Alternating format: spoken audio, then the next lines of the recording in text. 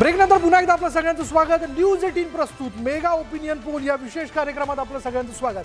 मंडळी, एक mega opinion poll जो आहे तो आज आपण बघतोय न्यूज 18 लोकमतवरती. म्हणजे फक्त आणि फक्त न्यूज 18 लोकमतवर. म्हणजे 21 राज्यांमधला सर्वे 95% लोकसभा मतदारसंघ आणि त्यामध्ये 21 राज्यातील 1,08,780 मतदार ज्यांना आम्ही प्रश्न विचारलेत आणि ते वेगवेगळे प्रश्न आपण जाणून घेतोय. आता आपण तेच बघूया स्क्रीनवरती नेमके प्रश्न काय पुढला आहेत ते. प्रश्न, महत्वाचा प्रश्न, मोदी की राहुल कोण चांगला नेता आहे यावरती बघा काय टक्केवारी समोर येताना दिसते. 73% मतदार असं म्हणतायत की नरेंद्र मोदी आणि 27% कौल जो आहे तो राहुल गांधींच्या बाजूने देण्यात आलेला आहे. म्हणजे या प्रश्नामध्ये आपण 5 सब प्रश्न केलेले आहेत. त्यातल्या वेगवेगळ्या कॅटेगरी येतील त्या समोर येतीलच. मात्र ही पहिली कॅटेगरी जी समोर येते आहे ज्याच्यामध्ये इमानदारी आहे, दुसरी कॅटेगरी कठोर परिश्रमाची आहे. मात्र या पहिल्या कॅटेगरीतलं जे टक्केवारी आलेली आहे ती टक्केवारी आहे 73% आणि 27%. आनंदराव, हा प्रश्नच मुळात राहुलजींवर अन्याय आहे. कारण असं आहे की राहुलजी हे काँग्रेसचे अध्यक्ष राहिलेले आहेत. आज ते ज्येष्ठ नेते आहेत काँग्रेसचे, परंतु त्यांनी सरकारमध्ये काम केलेलं नाही. त्यांनी कुठलं असं महत्त्वाचं, जसं मोदीजींना 10 वर्ष पंतप्रधान पद मिळालं तसं राहुलजींना कुठलंच पद मिळालेलं नाही. पण त्यांना संधी होती आनंद. पण त्यामुळे त्यांना त्यांचं कौशल्य सरकारच्या माध्यमातून ॲडमिनिस्ट्रेटिव्ह कौशल्य दाखवण्याची संधी अजून मिळालेली नाही. पण एक पक्ष हा प्रश्न कधी विचारायला पाहिजे होता की 10 वर्ष समजा राहुलजी गांधी प्राईम मिनिस्टर राहिलेत आणि 10 वर्ष मोदीजी राहिलेत तर मी समजू शकतो. कदाचित या म्हणजे माझा प्रश्न तुम्हाला दुखू शकतो, तो इथपर्यंत तुम्हाला लागू शकतो कारण की तुम्ही सच्चे काँग्रेसी आहात. आतापर्यंत काँग्रेसच्या नेत्यांवरती झालेले भ्रष्टाचाराचे आरोप आपण पाहिलेले आहेत. जर इमानदारी संदर्भातला प्रश्न होता तर त्याचा कॉग्निझन्स पक्षाचा राष्ट्रीय अध्यक्ष म्हणून घ्यायला पाहिजे होता. सोनिया गांधींनी सुद्धा तो घ्यायला पाहिजे होता. मात्र तो घेतला गेला नाही. ही सगळ्यांची म्हणजे सगळ्यांचं म्हणणं हेच आहे की बाबा याकडे लक्ष दिलं असतं तर आमच्यावरती ही वेळ आली नसती. नाही, त्याच्यामध्ये आता उदाहरण देतो तुम्हाला, एकच उदाहरण देतो की 2G 3Gचा घोटाळा एवढा आरडाओरडा झाला. त्यावेळेला पक्षामध्ये अशीच रिॲक्शन होती की का नाही कारवाई केली. नंतर प्रकरण कोर्टामध्ये गेलं, काय शेवटी निघालं की त्याच्यामध्ये भ्रष्टाचार झालेला नव्हता. ठीक आहे, आपण इमानदारीचा. पण तुषार, अगदी थोडक्यात विश्वास पाठकांना मला असं वाटतं बोलायचं आहे विषयाला घेऊन. पण माझं असं म्हणणं होतं की आपण पुढचे ज्या 5 सब कॅटेगरी होत्या, 4 सब कॅटेगरी होत्या, त्याच्यावरती जर झालं असतं तर त्यांना ओव्हरऑल कंपाईल करून बोलता आलं असतं. महत्वाचं आहे म्हणून बघ, आता लोकांनी बरोबर कल दिलेला आहे. इमानदारी म्हणजे काय की फक्त करप्शन हा विषय नाही आहे. यांना दिलेली जी जबाबदारी आहे ती इमानदारी निभवतात का? जेव्हा लोकसभेचं किंवा विधान आपलं अधिवेशन सुरू असतं पार्लमेंटचं तेव्हा कुठेतरी फॉरेनला असतात, कुठेतरी टूर काढतात. कधीतरी त्यांनी भाषण केलंय का? सकाळी कधी उठले आहेत का? लोकांची कधी कामं केली आहेत का?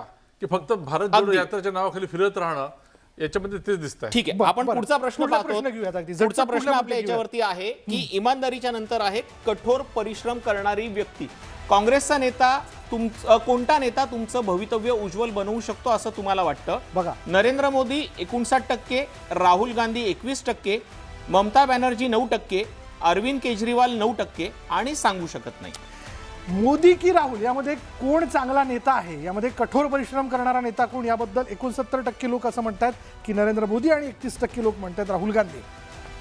त्याच्यातला पुढचा मगाशीपेक्षा पर्सेंटेज राहुल गांधीजींचं वाढलेलं आहे. इथं समाधानी वाटतं. आता बघा तुम्ही वाढले. कठोर परिश्रम आहे तो पण मुद्दा. कारण त्याने ते 2 यात्रा काढल्या. आता यात्रा काढल्या तर काय, जसं तर काल ते नंदुरबारला होते. पण नंदुरबारला ते असताना त्यांच्या वावी नंदुरबारचे असते भारतीय जनता पक्षामध्ये प्रवेश घेतात. त्यामुळे यात्रेचा उपयोग काय हे जनतेला माहिती आहे. ठीक आहे, पण ते हार्डवर्क करतात म्हणून त्यांना ते 31% जनतेला काय वाटतं याच संदर्भातला याच कॅटेगरीतला पुढचा प्रश्न आहे.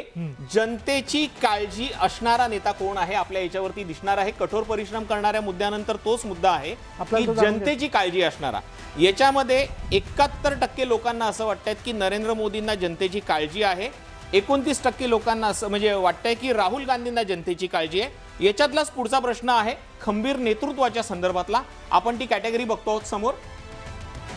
तो प्रश्न आपण जाणून घेऊयात. तो प्रश्न असा आहे की कोणता नेता तुमचं भवितव्य उज्ज्वल बनवू शकतो असं तुम्हाला वाटतं?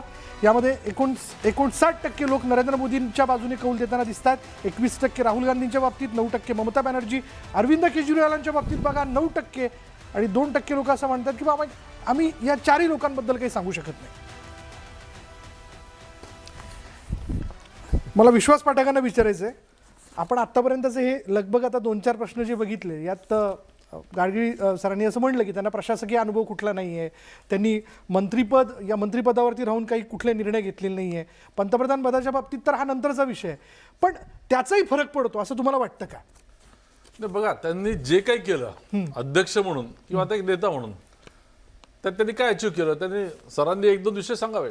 म्हणजे मनमोहन सिंगांचा त्यांनी GR फाडण्यापासून किंवा चुकीचे आरोप लावणं, नंतर मग राफेल असो काही असो, प्रत्येक गोष्ट यांना सुप्रीम कोर्टाला सांगावी लागते की तुमचं म्हणणं कसं चुकीचं आहे.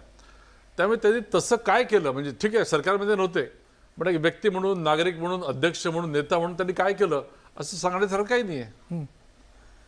हे जर तुम्ही बघितलं तर या सगळ्या लोकांच्या कॅटेगरीज बघा. मोदीजींना 10 वर्षाचा प्राईम मिनिस्टरचा आज अनुभव आलेला आहे. राहुलजींना मगाशी म्हटलं तर अनुभव नाही. आणि ममता बॅनर्जीजी आणि केजरीवालजी हे एका राज्याचे मुख्यमंत्री 5-10 वर्ष राहिलेले. तेव्हा तुम्ही 10 वर्ष पंतप्रधान राहिलेली व्यक्ती, 10 वर्ष मुख्यमंत्री राहिलेली व्यक्ती आणि राहुलजी गांधी कुठल्याच पदावर नाही राहिलेले, याचं तुम्ही कंपॅरिझन जेव्हा करायला जाता तेव्हा बेनिफिट हा पहिला प्राईम मिनिस्टरलाच मिळणार.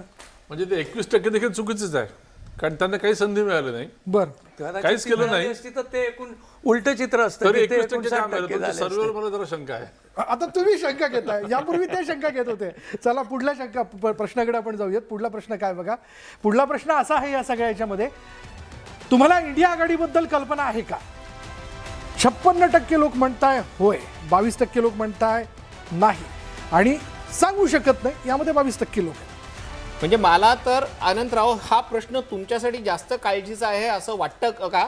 हा प्रश्न तुम्हाला विचारायचा. त्याचं कारण असं की मगाशी पंतप्रधान नरेंद्र मोदींनी किंबहुना केंद्र सरकारने राबवलेल्या सगळ्या योजनांची माहिती लोकांना होती, मात्र इंडिया आघाडीची कल्पना देशातल्या फक्त 56% लोकांना असेल आणि नाही किंवा सांगू शकत नाही, म्हणजे जे कन्फ्यूज माइंडेड आहेत अशी 44% जर लोक असतील तर इंडिया आघाडी त्यांच्यापर्यंत पोहोचलेलीच नाहीये.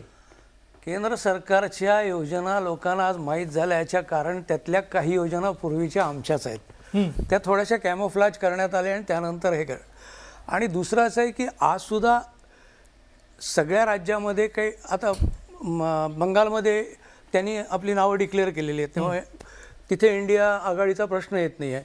तर जिथे ज्या राज्यामध्ये आता इंडिया आघाडी घेऊन एकत्र निवडणुका लढवल्या जाणार आहेत त्या ठिकाणी तो रेलेव्हन्स राहणार आहे. बरं, आपण पुढल्या प्रश्नाकडे आपण जाऊयात. तुषार, पुढला प्रश्न आपला असा आहे जो आपण जाणून घेऊया स्क्रीनवरती. पुढला प्रश्न पाहूयात. महिला सक्षमीकरण विधेयकाबाबत तुमचं काय मत आहे?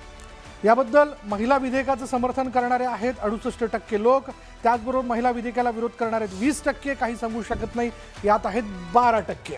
पुढला प्रश्न आहे, आपण पाहूयात लगोलग याच्या. तो असा आहे की सुप्रीम कोर्टानं नोकरी आणि शिक्षणामध्ये आरक्षणाची मर्यादा 50% ठेवली आहे, पण विरोधक सातत्यानं हा कोटा वाढवण्याची मागणी करतायत. तुमचं मत काय? यावरती 50% कोटा हा खूपच कमी असून तो वाढवण्याची गरज आहे असं म्हणणारे 48% लोक आहेत. त्याचबरोबर 50% कोटा खूपच जास्त असून तो कमी करण्याची गरज आहे यावरती 21% लोक मत व्यक्त करतात. जातनिहाय आरक्षण रद्द केलं पाहिजे याबद्दल 15% लोक आहेत, आणि आरक्षण फक्त आर्थिक निकषावरच दिलं पाहिजे याबद्दल 12% लोक त्या बाजूने कौल देताना दिसतात. काहीच सांगू शकत नाही याविषयी 4% लोक मत व्यक्त करताना दिसतात. सर, हा खूप महत्त्वाचा प्रश्न आपल्या सगळ्यांसाठी असणार आहे, कारण की आता राज्याच्या दृष्टीनं आरक्षण लागू झालेलं आहे आणि हे लागू झालेलं आरक्षण आणि आता ही आकडेवारी जी आपल्याला केंद्र स्तरावरती दिसते, देशाच्या बाबतीत दिसते. विश्वासजी, पहिलं तुमचं मत जाणून घेऊया. नाही बघा, भारतीय जनता पार्टीची आरक्षणाविषयीची भूमिका अतिशय क्लिअर आहे. संविधानाने जेवढं जे काही आरक्षण दिलं आहे आणि संविधानाच्या प्रावधानाप्रमाणे जे काही आरक्षण देता येईल ते आरक्षण देण्यासाठी आम्ही कटिबद्ध आहे.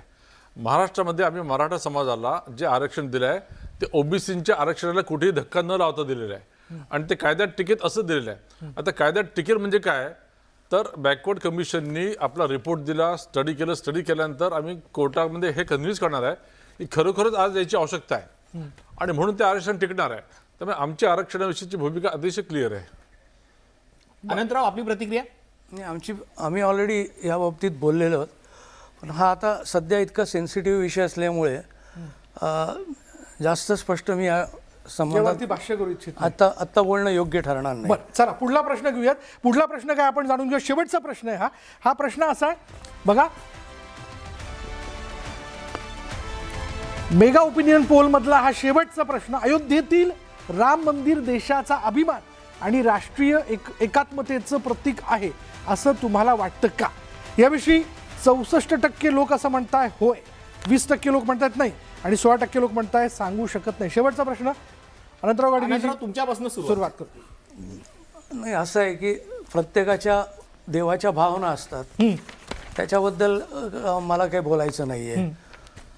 आणि आपल्याकडे जास्त करून बघितलं देशामध्ये एक भावनिक हे वातावरण जास्त आहे, त्यामुळे साहजिकच लोक अशी प्रतिक्रिया ही देणारच आहेत. पण काँग्रेस नेतेकडे याविषयी हे नाही, त्याबद्दल म्हणून आपण अतिशय सातत्यानं काँग्रेसच्या बाबतीत चुकीचा प्रचार चाललेला आहे. काँग्रेसच्या घटनेतलं पहिलंच आमचं क्लॉज जर काय असेल तर सर्व धर्माला त्याप्रमाणे योग्य त्या पद्धतीत न्याय देणं. पण सातत्यानं काँग्रेसच्या बाबतीत की एका विशिष्ट समाजालाच जास्त फेवर करता त्याला करा असं काही नाहीये. आता उदाहरणच द्यायचं झालं तर आज आमचं ऑब्जेक्शन कशाला आहे की तुम्ही त्याचा जे इव्हेंट करता सगळ्याचा. आता उदाहरणच देतो, सरदार वल्लभभाई पटेल, माझे आजोबा आणि कन्हैयालाल मुंशी हे काँग्रेसचं अधिवेशन असताना गुजरातमध्ये समुद्रकाठी चालत सरदार पटेल यांच्या मनात आलं की हे सोरठी सोमनाथचं मंदिर उद्ध्वस्त झालं, आपण काहीतरी केलं पाहिजे. आणि म्हणून त्यावेळेला ते केलं. असं नाही की बाबा आम्ही हिंदूंच्या विरोधात, ते उभारलं त्यावेळेला काँग्रेसने, त्याचा जीर्णोद्धार केला. सरदार पटेलांनी माझ्या आजोबांवरती आणि कन्हैयालाल मुंशीला जबाबदारी टाकली होती. महिन्यातनं एकदा 4-5 दिवस जाऊन ते गुजरातमध्ये राहायचे आणि ते आज पुरं उभं केलं. असं नाही आहे. त्याच्यानंतर कैलासवासी राजीवजी गांधी यांनी सुद्धा ते कुलूप उघडलं राम. तेव्हा आमचा काही असा ठीक आहे, म्हणजे तुमचं म्हणणं आहे की काँग्रेसचा विरोध नाहीये, मात्र काँग्रेसच्या काही नेत्यांचे जे स्टेटमेंट्स जे होते. दोन गोष्टीला आहे की तुम्ही तुमच्या या धार्मिक विचाराचा इव्हेंट करू नका आणि प्रचाराला वापर करू नका, लोकांना ठरवू दे. बरं, आपण बिहारकडे जाणार आहोत, पण तत्पूर्वी थोडक्यात आपलं मत या विषयावर. बघा, सरदार पटेलांनी सोमनाथ मंदिराचा जीर्णोद्धार केला ही वस्तुस्थिती आहे. मात्र त्या जीर्णोद्धाराला पंडित जवाहरलाल नेहरू यांनी विरोध केला होता. ही काँग्रेसची भूमिका होती. त्यामुळे पटेलांनी जे काही केलं त्याला देशाने नक्कीच त्याचा रिस्पेक्ट केलेला आहे. आणि आज म्हणून पटेलांची परिस्थिती किंवा त्यांची जी इमेज आहे ही वेगळी आहे, नेहरूची इमेज वेगळी आहे. बरं, आपण या मेगा ओपिनियन पोल मधली प्रश्नावली जी जाणून घेतली, त्यातला प्रत्येक प्रश्न जाणून घेतला, त्यात कुठली टक्केवारी मतदारांकडनं समोर येताना दिसते तुषार तेही जाणून घेतलं. बिहार राज्यासंदर्भातला प्री पोल सर्व्हे जो आहे, मतदारांचा अंदाजित कौल तो समोर येताना दिसतोय. पहिला पोल result आपल्याला दिसतो आहे. बिहारच्या 40 जागांवरती आपण हा सर्वे केलेला होता आणि 40 पैकी 38 जागा या एनडीएला मिळत आहेत आणि काँग्रेसला फक्त 2 जागा मिळणार आहेत. विश्वास पाठक, तुमच्यासाठी हा महत्वाचा प्रश्न ठरू शकतो की एवढा मोठा सत्ता बदल झालेला आहे आणि बिहारच्या संदर्भातलं जे आत्ताचं राजकारण आपण जे बघितलेलं आहे की आत्ता नितीश कुमार तुमच्याकडे आलेले आहेत, हा त्याचा फायदा आहे, हे त्याचं रिफ्लेक्शन आहे का? बघा, नितीश कुमार मागच्या वेळेस आमच्यासोबत होते, आताही परत आलेले आहे. मात्र बिहारमध्ये ज्या प्रकारे भारतीय जनता पक्षाचं आणि नितीश कुमारचं सरकार त्यांनी ज्या प्रकारे प्रगती केली, आज बिहारचा राज्याचा GDP ग्रोथ हा खूप हाय आहे. म्हणजे इंडियाच्या ॲव्हरेज दरापेक्षा त्यांचा दर जास्त आहे. त्याचं कारण असं की डबल इंजिन की सरकार हे बिहारच्या जनतेने अनुभवलेलं आहे. त्यामुळे वरती जर मोदीजी असतील आणि खालती जर नितीश बाबू असतील तर बिहारची प्रगती अजून चांगली होईल. म्हणून इतक्या मोठ्या प्रमाणामध्ये बिहारने भारतीय जनता पक्ष आणि नितीश कुमार यांच्या अलायन्सला हा कौल दिलेला आहे आणि हा अतिशय वस्तुस्थितीला धरून असा कौल आहे. पण मी या सगळ्याच्यामध्ये पुन्हा एकदा बिहारच्या दृष्टीने काँग्रेसच्या बाजूने का आशादायी चित्र नाही असं तुम्हाला वाटतं? मी तुम्हाला पहिल्यांदाच सांगितलं की मी कधीही कुठे निवडणुकीच्या मतदानापूर्वीचे पोल सर्वस्वी स्वीकारत नाही, कारण एक मतदारांवर दबाव असतो आणि ते खरे येतातच असंही नाही आहे. एक्झिट पोल मी नेहमी म्हणतो की एक्झिट पोल त्यातल्या त्या ट्रेंड दाखवतात, पण तुमचा हा जो प्री पोल वगैरे आहे तो मला कधीही मान्य नाही. पण यामध्ये नितीश कुमारांनी ज्या वारंवार भूमिका बदलल्या तर त्याचा एक परिणाम येणाऱ्या मतदानावरती दिसून येतो असं तुम्हाला वाटतं? दिसून येईल? होईल, पण आत्ता ह्याच्यात कौल जो दिसतोय त्याप्रमाणे नाही. नंतर लोक विचार करतील. आत्ताचे झालेले आहे काही दिवसापूर्वी, लोक नंतर विचार करतील. पण मी परत सांगतोय की मतदार हा आता बदललेला आहे. तो स्पष्टपणे कोणाला मतदान करणार हे उघडपणे बोलायला घाबरतोय. मतदार उघडपणे बोलायला घाबरतोय. मात्र आपण मागच्या काही लोकसभा निवडणुकांची आकडेवारी आपण पाहतो आहोत. आपल्या स्क्रीनवरती दिसते, या मेगा वॉलवरती आपल्याला ही आकडेवारी दिसते आहे. 14 आणि 19 असं दोन केलेले आहेत. दोन 2014ला बिहारची स्थिती आपण पाहतो आहोत. त्यावेळेला काँग्रेसला 2 जागा होत्या, आरजेडीकडे 4 जागा होत्या, राष्ट्रवादीला 1 जागा होती, भाजपाला 22 जागा होत्या, जेडीयूला 2 जागा होत्या आणि 9 जागांवरती इतर पक्ष होते. म्हणजे त्याही वेळेला 40 पैकी 22 जागा मिळवून भाजपाने स्पष्ट बहुमत मिळवलेलं होतं. बरोबर. ही 2014 ची आकडेवारी आहे. 2019 आपण बघूया. त्यानंतर 2019 मध्ये बिहारमध्ये भाजपला 17, काँग्रेसला 1, जेडीयूला 16 जागा मिळाल्या, लोक जनशक्ती पार्टी 6 आणि आरजेडीला 0. ते फारसा तसा काही फरक पडलेला नाही. म्हणजे भाजपच्या जागा ज्या आहेत त्या घटलेल्या आहेत. यंदा त्या पुन्हा वाढतील विश्वास पाठक? नक्कीच वाटते. बघा, मागच्या वेळेस आम्हाला स्वातंत्र्य 33 जागा या जेडीयूला आणि भारतीय जनता पक्षाला मिळून मिळाल्या होत्या. आता मी परत एकत्र लढतोय. यावेळेस ती टॅली नक्कीच पुढे जाणार आहे. ते तुमचं सर्वे देखील दाखवतं ते 38 पर्यंत जाणार आहे. त्याचं कारणच हे आहे की मोदीजींनी गेल्या 10 वर्षामध्ये ज्या प्रकारे एक डिसिसिव्ह लिडरशिप दिली, त्याचबरोबर नितीश कुमारांसोबत म्हणजे डबल इंजिन की सरकार, बिहारमध्ये ज्या ज्या काही गोष्टी घडल्या, आज GDPचा दर देखील बिहारचा इतका जास्त आहे की त्याच्यामुळे लोकांना दिसतं आहे की आपल्याला जर आपण मोदीजींसोबत गेलो तर आपल्या बिहारची अजून प्रगती होणार आहे. पण मग पहिले 2 जागा, आता 2 जागा, असं म्हणजे का काँग्रेसची का आघाडी होऊ शकत नाही बिहारमध्ये? काय वाटतं तुम्हाला? का पिछे हटे? त्यांना इव्हेंट करता येत नाही. इव्हेंट करता येत नाही. बघा, म्हणजे आता कबूल करतात की आम्ही इव्हेंट करतो म्हणून. नाही, खरं हे पदयात्रा का इव्हेंटच आहे ना मोठा. नाही, म्हणजे मी काय बिहारचा अभ्यास केलेला नाही, तर उगाच त्याच्यावर काहीतरी कॉमेंट करण्यात अर्थ नाहीये. बरं. हां, असा स्पेसिफिक बिहारचा असा मी काय अभ्यास केलेला नाहीये. पण नितीश कुमारांबद्दल जर बोलायचं झालं विश्वासजी, तर एकदा ते तुमच्या सोबत आले होते, मग परत तुम्हाला सोडून गेले, परत ते तुमच्या बरोबर येत आहेत. याच्यामध्ये त्यांची काय खेळी आहे की आपली काही बिहाइंड कर्टन खेळी आहे? काही नाही. आम्ही कधी बिहारमध्ये नितीश बाबू किंवा नितीश बाबूच्या शिवाय आम्ही आमची प्रगतीच करतोय. आम्हाला नितीश बाबूंची आवश्यकता आहे आणि आमचं म्हणून एवढं जुनं अलायन्स देखील आहे. मात्र परवाच नितीश बाबू आणि प्रधानमंत्री नरेंद्रजी मोदी एकत्र स्टेजवर असताना नितीन बाबूंनी म्हटलं की काही चुका झाल्या, आता आम्ही कुठे जाणार नाही, आता मी फक्त भारतीय जनता पक्षासोबतच राहणार आहे. त्यामुळे तो विषय आता संपला. पण मग पुन्हा मला वाटतं ईडीचं नवीन ब्रांच बिहारमध्ये उघडली गेली असावी. ईडी काही दिवसांनी. नवीन ब्रांच कशी वेळ झाला? म्हणून कदाचित निर्णय त्यांनी बदलला असेल. अच्छा, म्हणजे मुख्यमंत्र्यांनी. म्हणून नितीश कुमार किंवा नवीन सुरू झाली असेल. अच्छा, सुरू झाली असेल म्हणून ते भाजपच्या बाजूने आले असं तुम्हाला वाटतं? बरं, पण मग पुन्हा जर पुढल्या वेळी ईडीचं सारखं काँग्रेसकडनं रेफरन्स होतं म्हणून मी सर अतिशय सुज्ञ आणि मॅच्युअर्ड असे हे आहेत प्रवक्ते आमचे, मी रिस्पेक्ट करतो.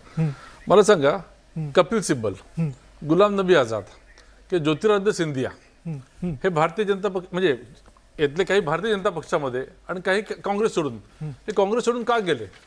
कपिल सिब्बलच्या मागे ईडी होती, गुलाम नबी आझादच्या मागे ईडी होती.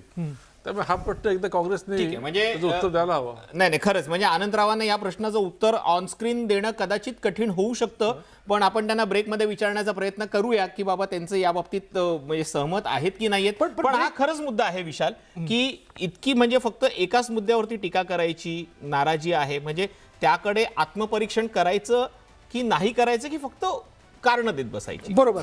पुन्हा एकदा की आपण बिहारचा आता प्रीपोल सर्व्हे जो आहे तो आपण जाणून घेतला, ज्यामध्ये आपण पाहिलं की बिहारमध्ये एनडीएला 38 जागा आणि इंडियाला 2 जागा मिळताना दिसत आहेत. याबद्दल अधिक बोलणार आहोत, पण यानंतर वेळ झाली का ब्रेकची. ब्रेक नंतर आपण केरळ राज्याबद्दल म्हणजे सलग 9 राज्यांबद्दल आज आपण या ओपिनियन पोलमध्ये म्हणजे मेगा ओपिनियन पोलमध्ये जाणून घेतोय, जे जाणून घेत राहणार आहोत. वेळ झाली का ब्रेकची. पहा फक्त न्यूज 18 लोकमत.